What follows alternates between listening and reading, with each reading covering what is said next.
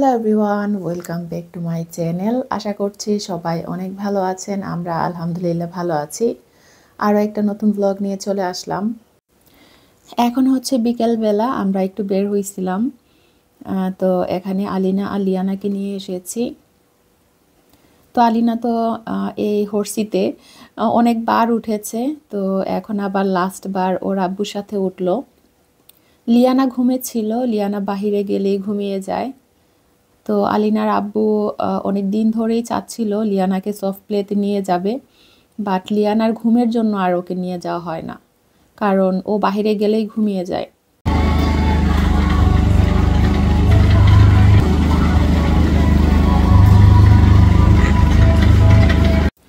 আমরা এখন যাচ্ছি সফট প্লের উদ্দেশ্যে। এখন সন্ধ্যা হয়ে গিয়েছে, সফট প্লে 6টার দিকে বন্ধ হয়ে যায়। তো আমাদের হাতে 1 ঘন্টা টাইম আছে। আর বাহিরে এত ঠান্ডা ছিল, হাত পা একদম বরফ হয়ে যাচ্ছিল। তো 1 ঘন্টা ওরা সফট প্লেতে খেলা করবে, তারপর বাসায় চলে যাব।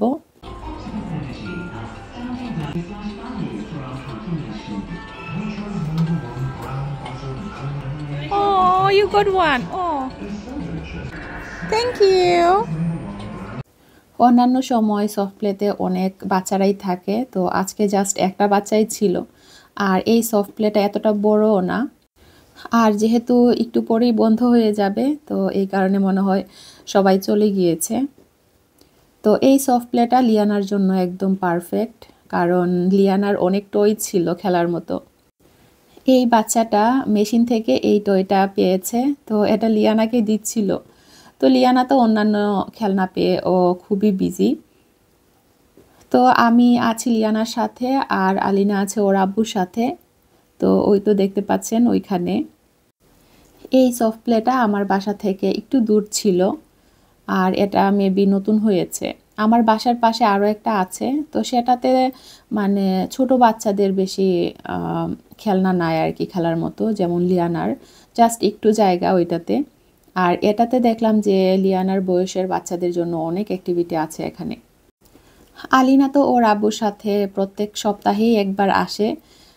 তো লিয়ানাকে নিয়ে আর আসা হয় না, কারণ দুইজনকে তো ওর আব্বু একা সামলাতে পারবে না। তো লিয়ানা যেদিন আসে সেদিন আমাকেও সাথে আসতে হয়। এখন তো বাহিরে অনেক ঠান্ডা, একদম আইসের মতো ঠান্ডা বাহিরে। তো বাচ্চারা তো বাহিরে পার্কে গিয়ে খেলতে পারে না। তো এই সফট প্লেটা হচ্ছে আবার ইনডোর আর কি, বাসার ভেতরে। তো দেখা যায় এগুলাতেই ঠান্ডার সময় বেশি আসা হয়। আর এত ঠান্ডা বাহিরে মনে হয় যেন হাত পা 2 মিনিটে আইস হয়ে যাবে। আর বাচ্চারা তো এমনিতেই কয়েকদিন পর পর অসুস্থ হয়, তো এই কারণে বাহিরে আর ওদের নিয়ে যাওয়া হয় না। এত ঠান্ডা যে আমরা বড়রাই সহ্য করতে পারি না, হাত পা একদম বরফ হয়ে যায়। আর বাচ্চাদের অবস্থা তো আরও অনেক খারাপ হয় বাহিরে গেলে। তো যাই হোক, এখানে এসে লিয়ানা অনেক এনজয় করেছে। আলিনা তো আরও কয়েকবারই এসেছে এখানে। B1 নিয়ে অনেকেই আমাকে কমেন্ট করেন। তো আজকে চিন্তা করলাম যে কয়েকটা কমেন্টের আনসার দিই এই ভিডিওতে। এমনিতে নর্মালি আমি সবার কমেন্টেরই আনসার দেই। তো অনেকেই প্রশ্ন করেন যে B1 টেস্ট কি দেশ থেকে দেওয়া যাবে কি না। তো না, এটা ইংল্যান্ডে এসেই দিতে হবে। A1 টেস্ট তো আমরা দেশ থেকে দিয়ে এসেছি। তারপর ইংল্যান্ডে এসে A2 টেস্ট দিতে হবে, তারপর B1 টেস্ট, তারপর হচ্ছে লাইফ ইন দ্য ইউকে। তো লাইফ ইন দ্য ইউকে একবার দিলেই হয়ে যায়, এটার মেয়াদ আজীবন থাকে। বাট A2 B1 এগুলার মেবি মেয়াদ 2 বছর থাকে। যারা স্পাউস ভিসা ইউকেতে আসেন, তো তাদের জন্য আর কি এইগুলা মাস্ট দিতেই হবে। স্টুডেন্ট ভিসায় যারা আসেন তাদেরটা আমি জানি না, তো তাদের কথা আমি বলতে পারবো না। আমি স্পাউস ভিসায় এসেছি, তো আমার এই এক্সামগুলো দিতে হয়েছে। পাসপোর্ট অ্যাপ্লাই করার আগে life in the UK test এটা দিতেই হবে, এটা মেবি মাস্ট, সবাইকেই দিতে হবে। আমার কয়েকটা ফ্রেন্ড স্টুডেন্ট ভিসায় এসেছে, তো তারাও নাকি B1 টেস্ট দিবে। তো পাসপোর্ট অ্যাপ্লাই করার আগে maybe B1 test, life in the UK test এগুলো দিতে হয়। তো যারা এখনও দেন নাই অথবা সামনে দিবেন, তারা ভালো করে প্রিপারেশন নেন, কারণ life in the UK test এটা অনেক হার্ড, এটাতে অনেক স্টাডি করতে হয়, কারণ এটা হচ্ছে ইউকের হিস্ট্রি সম্পর্কে জানতে হয়। আমি তো মেবি আরও 1 বছর আগেই life in the UK test দিয়ে দিয়েছি, তো একবারেই মাশাল্লাহ পাশ করেছি। এখন যারা life in the UK test দিবেন তো তাদের প্রশ্নগুলো একটু ডিফারেন্ট আসতে পারে। তো প্রত্যেক বছরই তো সব কিছু চেঞ্জ হয়, তো প্রশ্নগুলো মেবি একটু চেঞ্জ হতে পারে, আই এম নট শিওর। তো যাই হোক, ভালো করে প্রিপারেশন নেন। আর লাইফ ইন দ্য ইউকে টেস্টটা আমার মনে হয় একবার দিয়ে দিলেই ভালো, কারণ এটার মেয়াদ যেহেতু আজীবন থাকে, একবার দিয়ে দিলেই হয়ে যায়, তাহলে টেনশন একটা কমলো। তো যাই হোক, B1 টেস্ট এত হার্ড না, এটা হচ্ছে জাস্ট একটা কনভারসেশন, তো এটা নিয়ে এত টেনশন না করলেও হবে। তো যাই হোক, আমরা সফট প্লেতে চলে এসেছিলাম রাতে এসে, আর ভিডিও করা হয় নাই। এখন হচ্ছে সকালবেলা, আমার জন্য ব্রেকফাস্ট বানিয়ে নিচ্ছি। তো ঘরে মাশরুম ছিল আর স্পিনিশ ছিল, তো সেটা দিয়ে আমি এখানে একটা ব্রেকফাস্ট বানাচ্ছি আমার জন্য।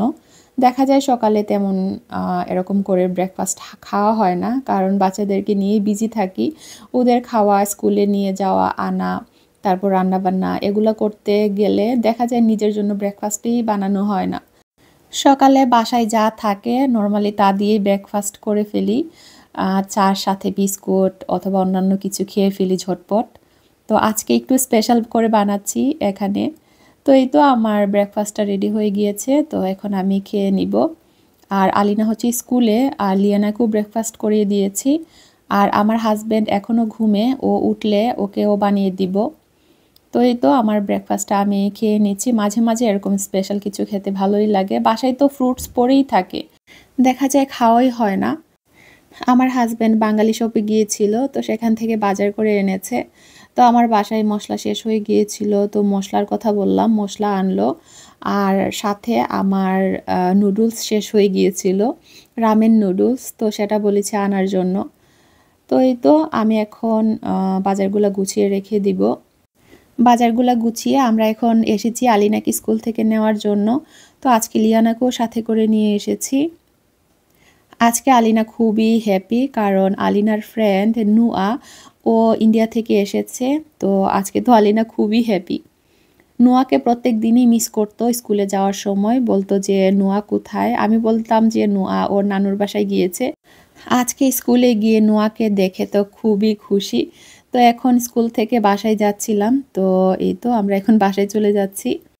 তো নুয়া যখন ইন্ডিয়া গিয়েছিল সবাই জিজ্ঞেস করেছিল নাকি যে তোমার ফ্রেন্ডকে, নুয়াও বলেছিল আলিনার কথা। আলিনা বলতে পারে না, লিনা বলে। তো ওর আব্বু বলছিল যে নুয়া ইন্ডিয়া গিয়ে বলেছে আলিনার কথা, আলিনা হচ্ছে ওর বেস্ট ফ্রেন্ড। তো যাই হোক, বাসায় এসে বাচ্চাদেরকে ফ্রেশ করিয়ে দিলাম। এখন আমার হাজব্যান্ডের জন্য রান্না করে নিচ্ছি। আমার হাজব্যান্ড বলছিল মূলা দিয়ে চিকেন রান্না করার জন্য। প্রথম যখন লন্ডনে এসেছিলাম, মূলা দিয়ে চিকেন কথা শুনে আমার খুবই অবাক লেগেছিল, যে মূলা দিয়ে আবার চিকেন, মাংস এগুলো আবার কে খায়। দেশে তো আমরা সবাই মূলা দিয়ে মাছ রান্না করি অথবা শুটকি রান্না করি, বাট চিকেন, মাংস এগুলা দিয়ে মূলা আমি কখনোই দেশে খাই নাই। লন্ডনে এসে শিখেছি খাওয়া। তো এটা হচ্ছে বড় মূলা। তো এটাকে আমি বয়েল করে তারপর পানিটা ফেলে দিয়েছি যেন গন্ধটা চলে যায়।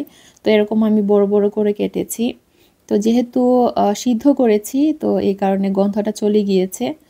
তো এই তো আমি এখানে রান্না করে নিচ্ছি, মানে এতটা খারাপ লাগে না, অনেক মজা লাগে। তো যাই হোক, এখানে আমি টমেটো, কাঁচামরিচ, ধনিয়া পাতা দিয়ে দিলাম। তো এই তো আমার রান্নাটা হয়ে গিয়েছে। আমি এটাতে আর পানি দিব না, একদম কম আঁচে রান্না করে নিব। এই ছিল আমার আজকের ব্লগ। আশা করছি আপনাদের কাছে ভালো লেগেছে। আজকে এই পর্যন্তই। আপনারা সবাই অনেক ভালো থাকবেন। আল্লাহ হাফেজ।